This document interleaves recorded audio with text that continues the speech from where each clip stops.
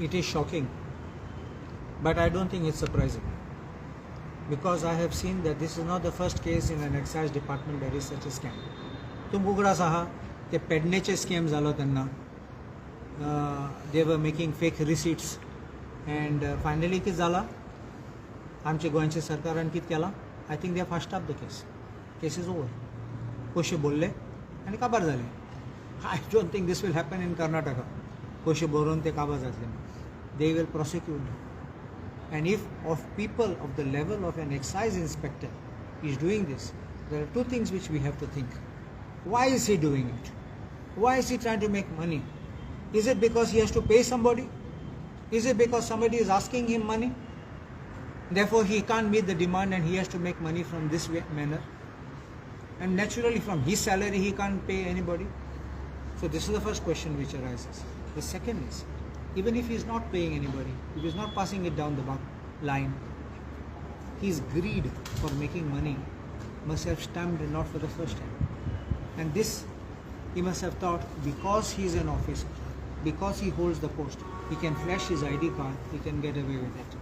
Unfortunately, he was deep into Karnataka and he couldn't escape. There was no way he could go forward nor backward. He got caught there. And that is how the entire thing got exposed. Third question which comes is, how did he cross Goa border? I ask you a simple question.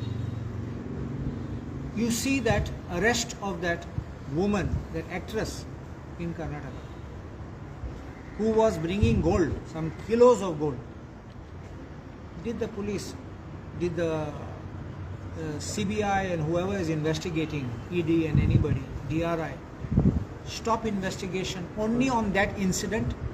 Please understand what I am saying. The incident is, she was smuggling gold into the country. That is the incident. She was caught. They book her. They have gone beyond it. They are going to find out source. They are going to find out from where she's got money, whether she's got more contacts, whether others are involved. Does this happen in Goa? You see, big hauls of drugs, this is what I'm raising. Big haul of drugs is done. Biggest they said in Giri. Did they find out who is the godfather, who is supplying, from where they are getting this much money to hold so much quantity of drugs? So I think that this is all a fixing which keeps going on. And it's a sad reflection that if you see people, police from other states are coming and nabbing people over here.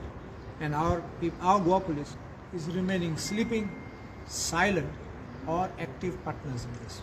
दोतर तुका दिसता की anybody is there आनी कोण आसा कसो दिसता की एक इन्स्पेक्टर जर अशें करता जाल्यार तेका सुपिरियर कोण हेल्प करता अशें कितें आसा? I don't know whether superior आसा जाल्यार, but थर्ड पार्टी आमकां दुबाव आसा ते नेटवर्क आसा तो. Network म्हणल्यार that's a syndicate which is operating. And that syndicate cannot be a one man going with a basket on his head trying to cross the jungle. It's not like that. You are going in a car. So you have a point from where you're getting delivery. You're getting a point where you're getting it loaded. You're crossing the border, that's another point in which you have a connection. And then you have a point of delivery which is in another state. Whether it was last point was Karnataka or beyond Karnataka, I don't know. But you got caught in Karnataka. So it is a circle, you understanding? It can't be one person. So whoever from where it has come in, was it accounted for? How did it land? Without transportation receipts, no goods carrier, you're putting in a private vehicle and you're taking it. And then finally you get caught over there, because then you have to see what is the final destination. Is this a solitary incident, only one of its kind, or whether this was regular? This is for them to investigate. I'm only giving my thoughts what run. As a lawyer, I would immediately think of these things. And therefore I think the police cannot be sleeping. If they're genuine in their investigation, probably some high and mighty persons' names may also come out, we don't know, who are godfathers, who are blessing, or who may be taking commission, or who may be partners in this criminal business. दोतोर आणि काल एक assistant professor Goa युनिव्हर्सिटीन paper leak केला म्हणून suspend झाला. So I don't know much about that case. Let me be honest with you. If it has happened, I've heard also the Vice Chancellor speak. It is better to have a clarity on both the sides before I make any this thing. But if such an incident has happened, it's condemnable, and I think then a serious action should be taken. If such an incident was possible, it's because question is possibility. He entered somebody's room and accessed computers and all that. There will be CCTV camera. He tries to give his explanation. At the same time, the VC says that we got no complaint.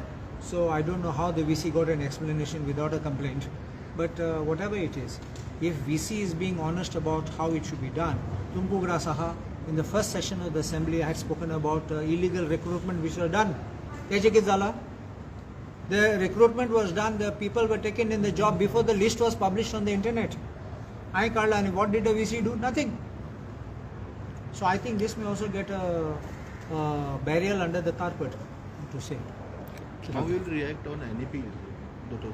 I think NEP, National Education Policy is not mandatory. It is only a matter which is a suggestion to the states. Yes, the state government has now accepted NEP and decided to implement, but I don't think NEP speaks about starting of an academic year in April. It talks about the number of hours, the classes, the syllabus, but I don't think, I've not seen anywhere where it speaks about starting from 1st of April. And you have to understand, why is education kept in a concurrent list? Education is kept in concurrent list so that the state and the union can both give in inputs and make sure that they can bring a robust education and a robust policy for national integration as well as thinking of the state's interests.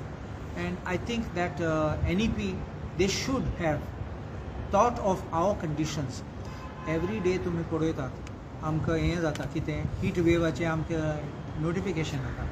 And if we are already in the month of March, hardly entering April, and we are getting from February, we started getting these notifications, warnings. I don't know what will be the fate of our children. Finally, education and the schools are for our children, not for the people who sit in AC offices. So it is for them. They should be comfortable. And naturally, even the timings should allow them free time, because our schools don't have the infrastructure. I've spoken about this in the assembly. For the timing, they don't have the infrastructure. If you have infrastructure, give them everything. Music teachers, sports instructors, football coaches, everything you can give them. Gym instructors, put them in your institutions and give them all these facilities. If you don't have, parents are sending children to other places to get them an all-round development. Just remaining in the class to mark the hours and say, okay, he sat for 5 hours and 6 hours today. That's not education. Education doesn't come from sitting inside walled classrooms. Education can also be outside the walled classrooms. And I think the state government pushing it is not realizing how they will kill the education and kill the system, which will make people leave these institutions and go probably to these private institutions which have a different system. And they will go to those private institutions, like how our government schools are being shut down one by one. The government primary schools you all are seeing, it's already being closed. And I think that is a misdirection. And we need true educationists who can come and see the situation and salvage it. This is policies what they are bringing the private sector in and closing the diocesan schools and government schools. I don't know whether the government, they are trying to give the government shalas to the private individuals. This will be like a commercial quid pro quo. You bring in money and you give education, and everything will become difficult and probably expensive for our village, because we have already been accustomed, that there's a right to education and free education till the age of 14. And finally they will get grants from the government and they will end up eating our money and trying to provide these kind of facilities. I don't think that everything should be in the private. There should be some competition, because everything cannot be. You remember when Kadamba came, I also never believed when Kadamba should be all alone. There should be competition to allow the level of Kadamba to go up and to be able to maintain their standard. Okay. Thank you. Thank you.